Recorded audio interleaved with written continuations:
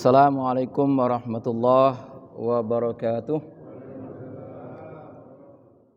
Bapak Ibu jamaah salat maghrib Masjid Nur Huda yang dirahmati oleh Allah. Alhamdulillah kita pada saat ini masih diberikan oleh Allah nikmat iman, nikmat Islam dan kesehatan serta kesempatan sehingga kita dapat melangkahkan kaki kita di masjid ini dalam rangka melaksanakan salat maghrib berjamaah. Salawat birin salam semoga selalu tercurah kepada junjungan kita Nabi Muhammad sallallahu alaihi wasallam.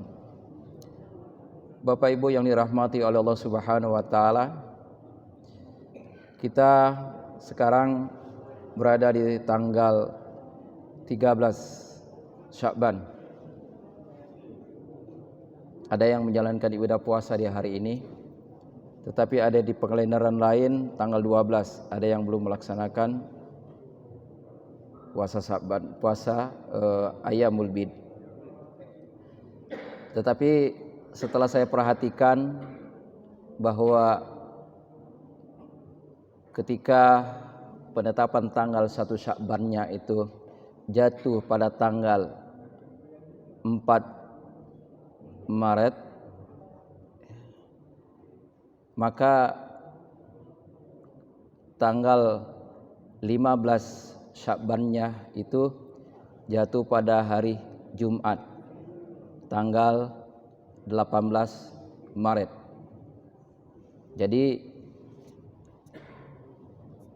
karena kita diawali di hari Jumat, kemudian nanti di nisfu Sya'bannya adalah di hari Jumat, maka ada keistimewaan kita bagi yang ingin menghidupkan malam-malam nisfu Sya'ban. Maka pada kesempatan kali ini saya akan menguraikan sedikit apa keistimewaan dari malam nisfu Sya'ban. Ini yang sangat penting sekali. Malam-malam Sya'ban yang kita lalui bukan berarti tidak ada fadilahnya. Sangat besar bahwa di bulan Sya'ban ini, kata Rasulullah, adalah bulan yang sering dilupakan orang, sering dilalaikan orang. Padahal keistimewaannya banyak sekali di malam-malam bulan Sya'ban ini. Wabil khusus di malam nisfi Sya'ban. Semoga kita semua dapat mengambil hikmahnya dalam uraian ini sehingga kita dapat menghidupkan malam nisfi Sya'ban. Banyak sekali kajian ataupun hadis-hadis yang menjelaskan kelebihan daripada malam nisfi Sya'ban.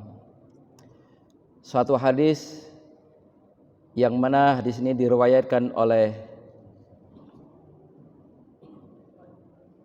Mu'az bin Jabal.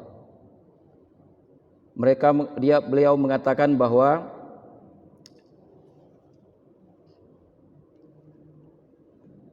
anna Rasulullah sallallahu alaihi wasallam qala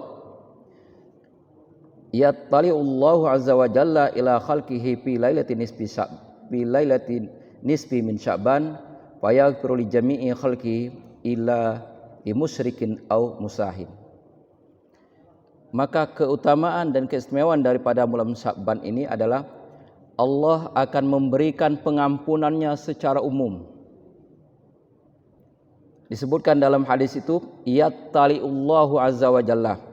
Allah akan turun ke dunia ini, kemudian dia mendatangi makhluk-makhluknya pada malam nisfu Sya'ban itu, kemudian fayaghfiru li jami'i khalqihi. Dia akan mengampuni dosa semua hambanya yang memohonkan doanya di malam hari itu.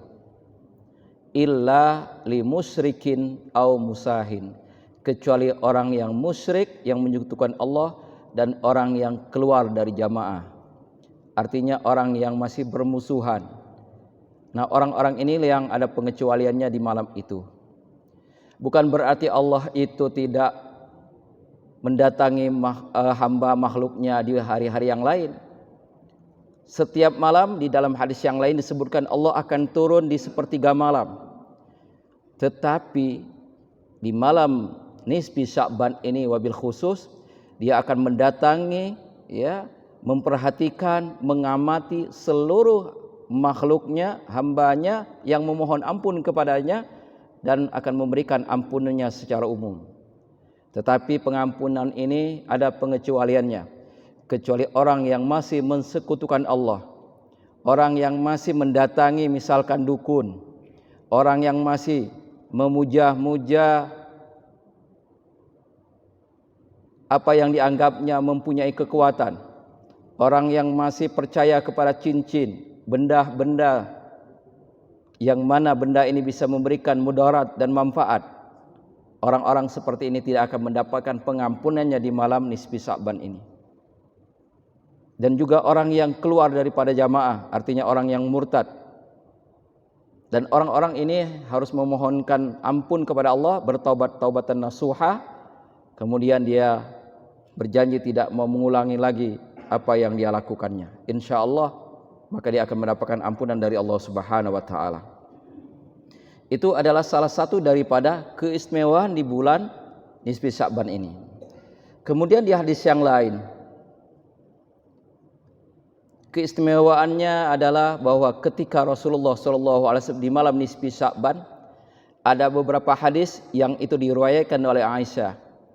Hadis yang pertama yaitu ketika Rasulullah SAW itu sholat di malam nisfi Sya'ban itu sampai sujudnya itu lama sekali.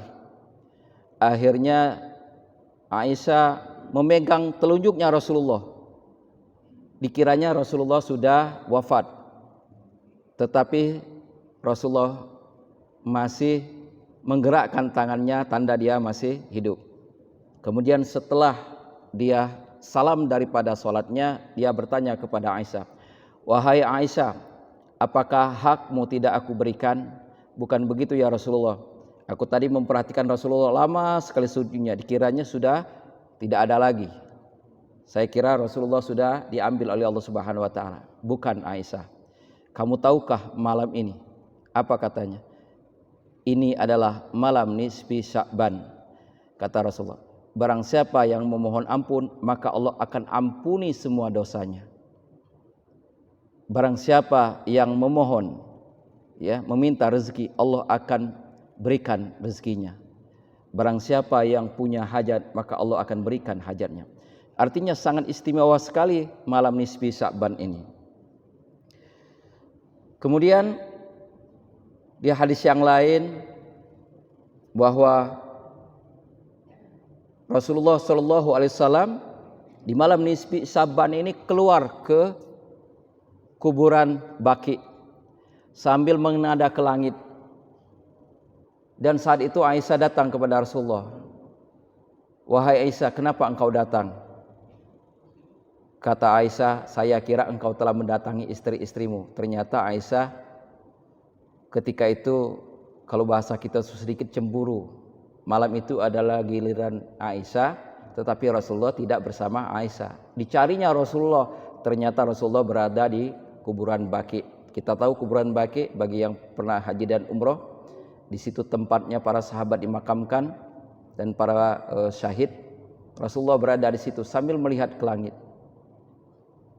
Kemudian kata Rasulullah, "Wahai Aisyah, ini adalah malam nisfu Sya'ban," dan disebutkan apa saja keistimewaan di malam nisfu Sya'ban itu. Nah, menurut Imam Syafi'i ada 5 malam disebutkan khamsun, ya, layalin fi lailatin, ada 5 malam di mana malam itu doa kita akan diijabah oleh Allah Subhanahu wa taala. Yang pertama kata Imam Syafi'i adalah malam Jumat. Kenapa kita malam Jumat itu sering membaca doa, sering membaca surah Yasin, sering sedekah? Kenapa? Karena di malam itu adalah malam mustajab. Kemudian yang kedua adalah malam Idul Adha, malam hari raya Idul Adha. Yang ketiga adalah malam Idul Fitri, malam hari raya Idul Fitri. Kemudian yang selanjutnya adalah awalu lailatin min Rajab, malam pertama di bulan Rajab. Itu adalah salah satu malam yang doanya diijabah oleh Allah Subhanahu wa taala. Dan yang terakhir adalah Lailatul Nisfi min Sya'ban, malam nisfi Sya'ban. Yang istimewanya nanti malam nisfi Sya'ban kita jatuh di malam Jumat. Berarti 2 malam yang terkumpul waktu yang mustajab. Dan malam-malam itu ya diperintahkan kita sebagai umat Rasulullah memperbanyak amalan ibadah di malam hari itu. Memperbanyak sholat kita, memperbanyak baca Al-Quran kita, memohon ampun kepada Allah Subhanahu wa taala. Makanya para ulama beristihad mengumpulkan umatnya untuk membaca surah Yasin. Itu bukan perintah Rasul, tapi istihad ulama. Kenapa surah Yasin yang dibaca bukan surah yang lain? Boleh. Tetapi karena Yasin ini merupakan dalam satu riwayat disebutkan likulli syai'in qalban wa qalbal Qur'an Yasin. Setiap sesuatu itu adalah mempunyai hati dan hatinya Al-Qur'an adalah Yasin. Kemudian terusan ayat ini ya, man qara'a Yasin, barang siapa yang membaca surah Yasin ya, fa asbaha maghfuran lahu, maka dia akan mendapatkan ampunan oleh Allah Subhanahu wa taala di waktu subuhnya. Man qara'a Yasin fi lailatin, barang siapa yang membaca surah Yasin dalam satu malam, bukan hanya malam Jumat tapi setiap malam kalau kita baca, fa asbaha, maka di subuh harinya maghfuran lahu, dia akan mendapatkan ampunan dari Allah Subhanahu wa taala. Artinya surah Yasin itu kita baca kalau bisa setiap malam, maka di pagi harinya kita telah mendapatkan ampunan dari Allah Subhanahu wa taala. Dan kalau kita baca nanti di malam nisfi Sya'ban, di malam Jumat, berarti berapa banyak dosa-dosa kita diampuni oleh Allah Subhanahu wa taala. Maka istihad para ulama, mereka membaca surah Yasin. Setelah itu mereka memohon apa yang pertama? Panjang umur. Kemudian yang kedua baca Yasin lagi. Mereka memohon apa? Rezeki.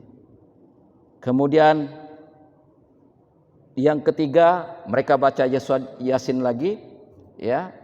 Mereka memohon apa saja yang mereka inginkan. Bukan karena Yasin ya kita memohon kepada Allah, tapi berwasilah dengan surah Yasin. Ada 3 yang dibolehkan oleh syariat kita berwasilah.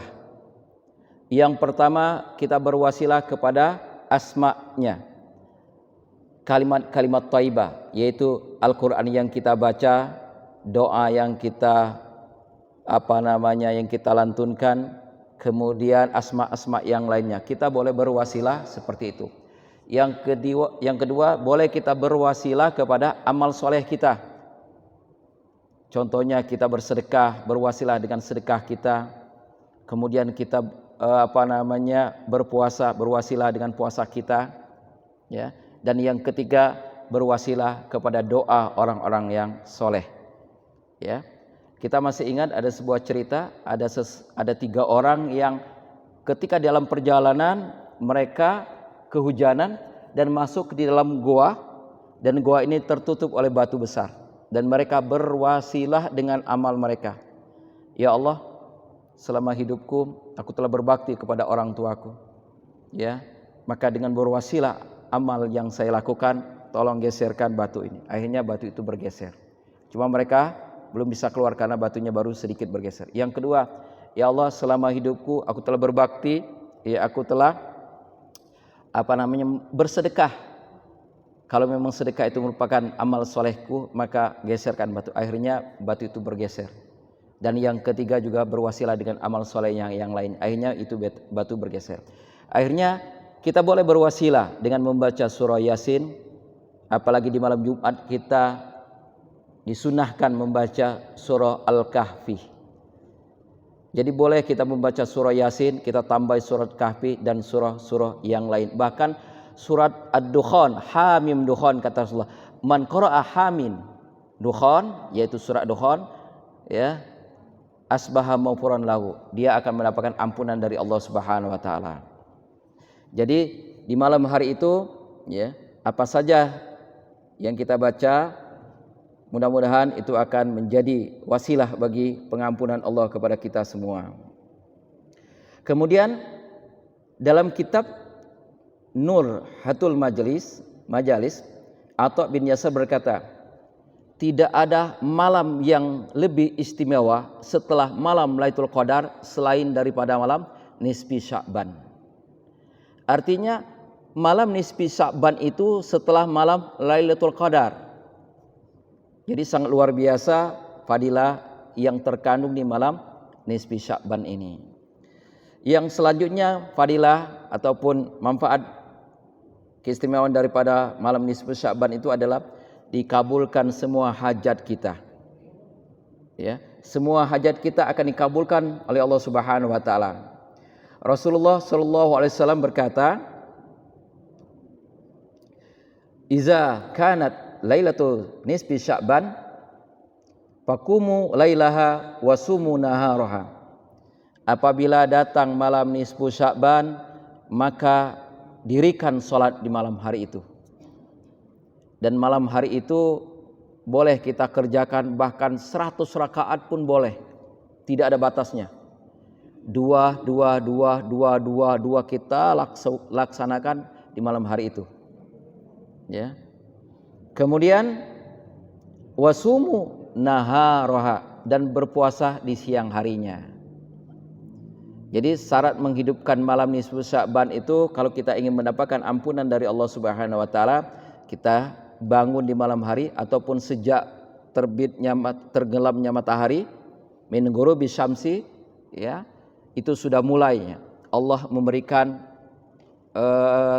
timingnya, istilahnya waktunya untuk pengampunannya. Dan kita lakukan malam itu sholat, kemudian di siang harinya kita menjalankan ibadah puasa. Apa yang akan datang? Fa innallah, kata Rasulullah, yanzilu fiha, Allah akan turun di malam hari itu, li ghurubi syams, sejak tenggelamnya matahari, ila sama'id dunya fayaqul, dia berkata, apa Allah berfirman? Man istaghfiru faghfir lahu, barang siapa yang memohon ampun kepadaku, maka aku akan ampuni. Kemudian ala min mustarzikun fa'arzaqahu, barang siapa yang meminta rezeki akan saya beri rezeki. Ala mubtalian fa'afiyahu illa kaza ala kaza ala kaza, barang siapa yang mendapatkan ujian akan saya lepaskan ujiannya.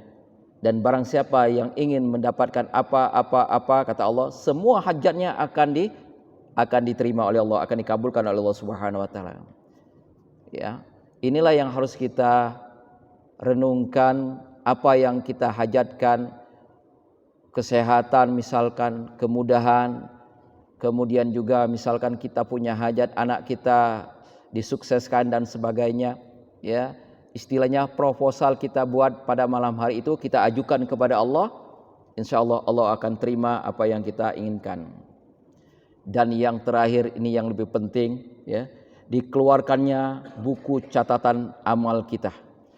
Pada malam hari itu catatan amal kita, mulai laporan harian, ya, mingguan, bulanan, akan dikumpulkan kepada salah satu tempat istilahnya, kemudian diangkat kepada Allah Subhanahu wa taala.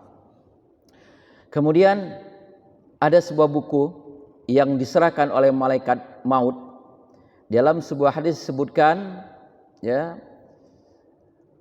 bahwa, ya, dari Atha bin Yasar, beliau berkata, ketika malam nisfu Sya'ban diserahkan buku catatan kepada malaikat maut, dikatakan kepadanya, cabutlah nyawa orang-orang yang ada dalam buku catatan ini. Maka ada seorang hamba membentangkan kasur, dia kawin dengan istri-istrinya, dia membangun bangunan padahal namanya sudah disalin masuk ke daftar orang-orang yang mati. Artinya pada malam hari itu daftar tunggu orang yang akan mati dari tahun itu sudah ada dalam catatan itu. Pak, kita di majelis ini ataupun di komplek ini terkadang barulah kita takziah 3 hari sudah ada yang meninggal, belum selesai 7 hari ada yang meninggal lagi berturut-turut. Nah kita tidak tahu Pak, sejak saat ini atau malam nisfu Sya'ban ini ke depannya siapa yang akan menjadi antrian untuk menghadap Allah Subhanahu wa taala. Sebelum buku itu diserahkan kepada malaikat maut, disinilah fungsinya malam nisfu Sya'ban. Kalau memang kita belum siap menghadap Allah, kalau memang amal kita belum cukup, kalau memang tugas kita belum selesai, disitulah kita mohon kepada Allah. Ya Allah, tolong antrian saya itu dihapus. Saya belum siap. Boleh begitu kita mohon kepada Allah. Ya. Atau ada yang pengen misalkan, ya Allah kalau memang ada dalam catatan itu, tolong catat aku ya Allah untuk kau panggil. Boleh juga seperti itu. Ya, tapi jarang yang mau, mungkin nggak ada yang mau. Ya. Jadi bapak-bapak merasa yang sudah mulai batuk-batuk yang nggak berhenti, mulai sakit-sakitan, mulailah di malam nisfu Sya'ban itu kita hidupkan malam itu, kita mohon kepada Allah, ya Allah kalau memang ada dalam catatan itu nama saya, tolong dihapus ya Allah. Ya, aku belum siap. Ya. Anak saya belum nikah dan sebagainya misalkan, dengan alasan kita masing-masing. Nah, disitulah fungsinya malam nisfu Sya'ban. Artinya di malam hari itu buku catatan amal kita yang telah kita lakukan setahun yang lalu akan diserahkan kepada Allah. Kemudian akan dibuka suatu buku diserahkan kepada malaikat maut. Siapa saja nama-nama yang akan menjadi calon-calon mayit di tahun yang akan datang. Semoga kita yang ada di sini tidak ada dalam catatan itu. Amin. Kalaupun ada, kita mohon kepada Allah agar dihapus. Coba kita lihat kiri kanan kita Bapak Ibu. Siapa yang meninggal duluan berarti di malam nisfu Sya'ban dia tidak mohon kepada Allah untuk dihapus catatan itu. Mudah-mudahan kita semua yang hadir di sini diberikan oleh Allah kekuatan sehingga dapat melaksanakan ibadah kita di tahun yang akan datang dalam keadaan sehat walafiat, dipanjangkan umur kita, disehatkan jasmani kita, dikabulkan semua hajat kita. Oke, saya ingin buka tanya jawab bagi siapa yang mau bertanya silakan. Assalamualaikum warahmatullahi wabarakatuh. Waalaikumsalam warahmatullahi wabarakatuh. Cuma satu pertanyaan Ustaz. Berapa hari kita berpuasa sunnah nisfu Sya'ban? Mengingat nisfu Sya'ban jatuh hari Jumat, berarti hari apa saja kita harus berpuasa nisfu Sya'ban. Itu saja. Terima kasih. Assalamualaikum warahmatullahi wabarakatuh. Iya. Jadi Pak Latif, sebenarnya puasa-puasa yang kita lakukan di hari-hari di selama bulan Sya'ban itu adalah puasa-puasa yang biasa kita lakukan. Contohnya puasa Senin Kemis, kemudian puasa-puasa sunnah yang lainnya. Atau kita akan mengkodok puasa kita yang kita tinggalkan, mungkin yang terlupakan di waktu-waktu yang lalu. Nah, kemudian di pertengahan nisfu Sya'ban ada 3 malam ada 3 hari namanya puasa Ayyamul Bid, puasa mutih. Bukan puasa putih menurut orang yang belajar ilmu, yang hanya memakai nasi putih dan garam saja. Tapi puasa putih itu dalam artian puasa di malam-malam yang terang. Saya tadi melihat bulan, sepertinya kalau menurut saya ini masih malam ke-13 malam ini. Kalau melihat pengamatan saya bulan itu. Tetapi ketika orang kemarin saya lihat bagaimana pemantauan daripada Badan Meteorologi dan Geofisika menetapkan bahwa malam 1 Sya'ban adalah hari Jumat, jelas kita tidak mungkin akan melangkai hari itu. Tetap tanggal 15 hari Jumat. Tetapi menurut pengamatan saya bulan itu seperti masih tanggal 12 masuk 13 ini besok artinya 13. Nah, jadi Ayyamul Bid itu 3 hari. 13, 14, 15. Ini adalah Ayyamul Bid, puasa. Puasa Ayyamul Bid itu 3 hari. Ya, berarti hari tadi Rabu, Kamis dan Jumat. Berarti tinggal 2 hari lagi, Pak. Besok, Kamis dan Jumat. Dan besok berarti kita puasa 2. Boleh. Selama itu puasa sunnah boleh kita gabungkan menjadi 1. Boleh 2, boleh 3 jadi 1. Jadi besok kita puasa kalau menurutnya nawaitu sauma ya ghadin ayamul bid ya boleh ditambahi wal khamis wa yaumul khamis sunnatulillahi ta'ala. Boleh begitu niatnya.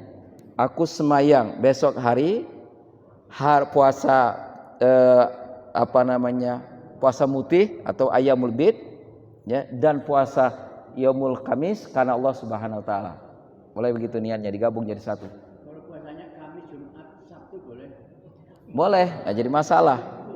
Tapi tidak boleh, tidak tercatat lagi puasa ayamul bid kalau di hari Sabtunya. Boleh Pak Latif mau puasa, tapi niatnya apa Pak Latif?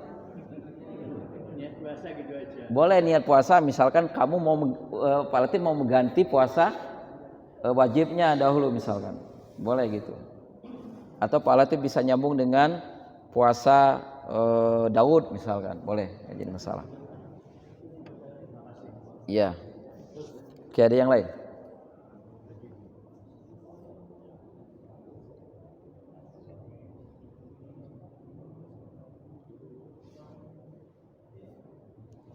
Ya. Artinya begini Bapak Ibu yang dirahmati oleh Allah Subhanahu wa taala, kita buat rencana untuk menghidupkan malam nisfi Sya'ban di masjid ini. Jangan sampai kosong. Ya, boleh kita ngadakan sholat malam bersama atau berjamaah. Ya. Kita bersama dan bermuhasabah. Ya, boleh kita berjamaah, boleh dengan sendiri-sendirian. Kemudian besok insya Allah banyak yang berpuasa, boleh kita mengadakan buka puasa bersama. Ini adalah suatu amalan tambahan yang apabila orang itu memberikan buka puasa, maka dia akan mendapatkan pahalanya setiap orang yang berpuasa. Itu sangat luar biasa. Diumumkan besok ya, misalkan kita buka puasa bersama di sini. Atau di hari Jumatnya nanti buka puasa bersama di sini. Itu bagus ya, program seperti itu. Artinya ada tambahan amal ibadah kita di malam nisfu Sya'ban itu. Gitu.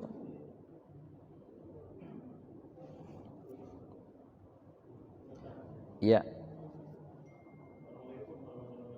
Assalamualaikum warahmatullahi wabarakatuh. Terkait dengan amalan malam nisfu Sya'ban Ustaz tadi. Belum saya dengar yang biasa dilakukan di masjid ini ataupun masjid lain adalah sholat tasbih. Sholat tasbih ya. Nah, tolong bisa disampaikan keutamaan sholat tasbih itu seperti apa Ya. dibandingkan dengan sholat yang lain pada malam nisfu Sya'ban tersebut. Terima kasih. Assalamualaikum warahmatullahi wabarakatuh. Jadi malam puasanya sholat tasbih itu hadisnya hasan. Jadi insya Allah jamaah sudah paham sholat tasbih. Apa fadilah daripada tasbih? Tasbih itu ya saking fadilahnya yang luar biasa. Para ulama ya menyuruh kita untuk melaksanakan kalau mampu setiap malam. Kalaupun tidak mampu setiap malam Jumat. Karena sebagaimana yang kita tahu di malam Jumat itu doa kita akan dikabulkan oleh Allah. Kemudian kalaupun tidak mampu setiap malam Jumat itu sebulan sekali. Kalau tidak mampu ya setahun sekali. Ya, setahun sekali. Kalaupun tidak mampu seumur hidup sekali. Kok kenapa sampai begitunya? Ya, orang-orang menyuruh melaksanakan sholat.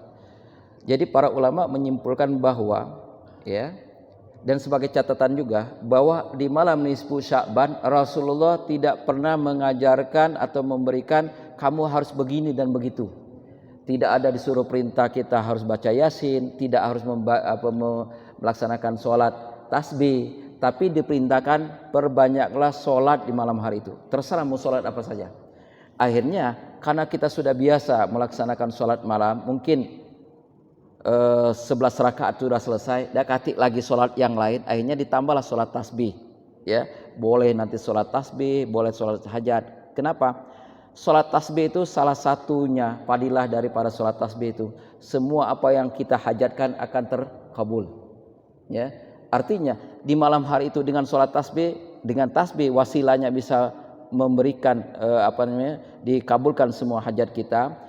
Kemudian di malam Jumat juga kita akan mendapatkan fadilah. Di malam Jumat itu doa kita dikabulkan, dan di malam nisfu Sya'ban itu juga akan dikabulkan doa kita. Nah, pertanyaan kita, kalau kita sudah sholat tasbih di malam nisfu Sya'ban dan itu di malam Jumat, tapi tidak juga dikabulkan oleh Allah hajat kita, pertanyaan kita, tadi kata Allah, illa musyrikin, illa li musyrikin, kecuali orang yang musyrik, berarti kita masih musyrik, Pak. Yang kedua, ya, wa musahin, orang yang keluar daripada jamaah. Arti keluar jamaah itu orang yang tidak peduli dengan umat yang lainnya. Dia hanya menyendiri, merasa benar sendiri, merasa dan sebagainya. Nah, ini pertanyaan kita.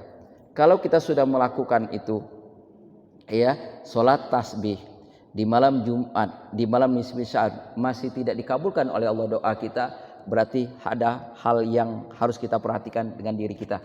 Berarti kita masih syirik kepada Allah Subhanahu wa taala. Apa saja bentuk syirik itu? Banyak, Pak. Ketika kita, ya, khawatir saja dengan apa yang Allah janjikan kepada kita, rezeki itu sudah dijamin oleh Allah, tapi kita masih khawatir dengan rezeki kita, itu tandanya kita masih belum yakin kepada Allah Subhanahu wa taala. Kita yakinnya dengan pekerjaan kita syirik, Pak, masih itu. Ada seorang, ya, P3N Kuala dulu datang kepada guru saya. Ketika dia datang kepada guru saya, ya, dia bertanya tentang bagaimana dengan surat Al-Kahfi ayat 110. Ya. Kul innama ana basyarum mislukum yuha ilayya. Paman kana yarju liqa'a rabbih falyamal amal shalihan wala yusyrik bi ibadati rabbih ahada. Pertanyaannya, Bapak sholat? Katanya. Guru saya nanya langsung kepada itu. Bapak sholat? Sholat, Pak. Sudah ketemu Allah belum? Dia bilang. Saya belum merasa, Pak. Dia bilang gitu. Berarti Bapak masih syirik, katanya. Dia terkejut. Cuma ungkapan seperti Bapak berarti syirik. Akhirnya apa? Setelah ngobrol, akhirnya dia nangis, Pak. Dia masih apa, Pak? Dunia ini masih berada di tangan dia. Dia khawatir hilang jabatan, dia khawatir hilang pekerjaan, dia apa yang di dunia dia khawatirkannya semua. Itu yang menyebabkan dia tidak berpegang kepada Allah Subhanahu wa taala. Nah, itu yang harus kita perhatikan. Jadi, sholat, banyak orang yang melaksanakan sholat tapi masih banyak menyekutukan Allah. Dia khawatir. Dia sholat tapi masih percaya kepada ramalan. Dia sholat masih percaya kepada benda, bahwa benda ini dapat melindungi keluarga dia. Contohnya di rumah kita, Pak, biasanya apalagi rumah-rumah lama masih aja ada tulisan di atas pintu.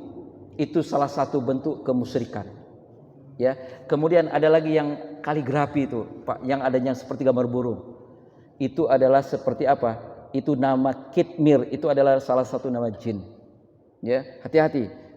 Kemudian juga dia banyak yang menyimpan benda-benda yang mana benda ini, ya, seperti cincin, kuningan dan sebagainya, ya, yang mengundang, ya, meyakini punya kekuatan, itu juga salah satu bentuk kemusyrikan. Nah, hal inilah yang harus kita perhatikan.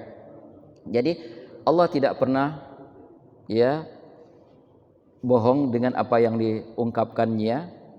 Paman kana yarju liqa'a rabbih, barang siapa yang ingin bertemu sama Tuhannya, syaratnya wala yusyrik bi ibadati rabbih, jangan menyekutukan Allah dalam beribadah kepadanya. Nah, inilah yang harus kita koreksi dari diri kita. Itu saja, Pak.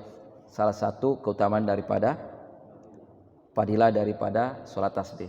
Kemudian dia akan diampuni dosa-dosanya, ya, dengan wasilah sholat tasbih itu. Jadi luar biasa itu. Oke, ada yang lain?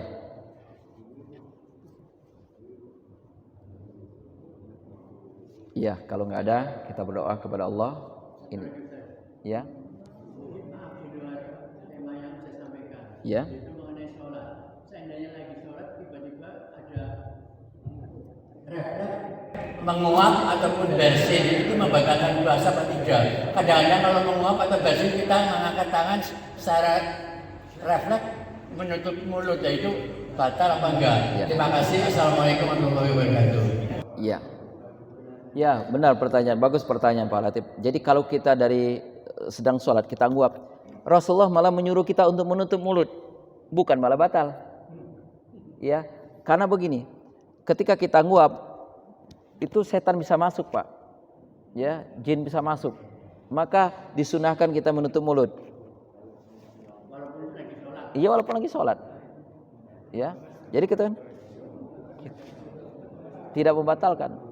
Malah kalau begini kan Pak Latif misalkan malah merusak sholatnya nanti, mengganggu orang depan gitu. Ya, apalagi Pak Latif misalkan makan jengkol sebelumnya, bau Pak. Hah? Bersin. Ya bersin. Misalkan kita bersin, kemudian ya tutup aja, nggak apa-apa, ditutup. Iya. Bagaimana kalau misalkan kita membaca alhamdulillah misalkan, bersin kan, alhamdulillah misalkan, karena dia spontan, apakah batal puasanya? Tidak. Tetapi kalau disengajanya dia main-main itu batal. Tapi kalau spontan nggak jadi masalah gitu. Iya. Mudah-mudahan kita dapat menghidupkan malam nisfu Syaban nanti, ya artinya besok malam, ya. Dan kita semua sebagaimana yang saya uraikan tadi di catatan amal kita, Allah akan angkat amal kita dalam posisi dalam keadaan puasa sebagaimana yang Rasulullah katakan, kenapa saya berpuasa di bulan Sya'ban ini atau di hari Senin, dia mengatakan bahwa aku harap ketika amalku ya diangkat kepada Allah Subhanahu wa taala, aku dalam keadaan puasa. Mudah-mudahan kita semua ketika catatan amal kita diserahkan kepada Allah Subhanahu wa taala dalam keadaan bersih, ya, dihapus semua kesalahan kita, dan apapun yang tercatat di dalam buku yang diserahkan kepada Malaikat Maut untuk tahun depan ini, ya, nama kita yang ada di sana mohon dihapus, ya. Auzubillahi minasyaitonir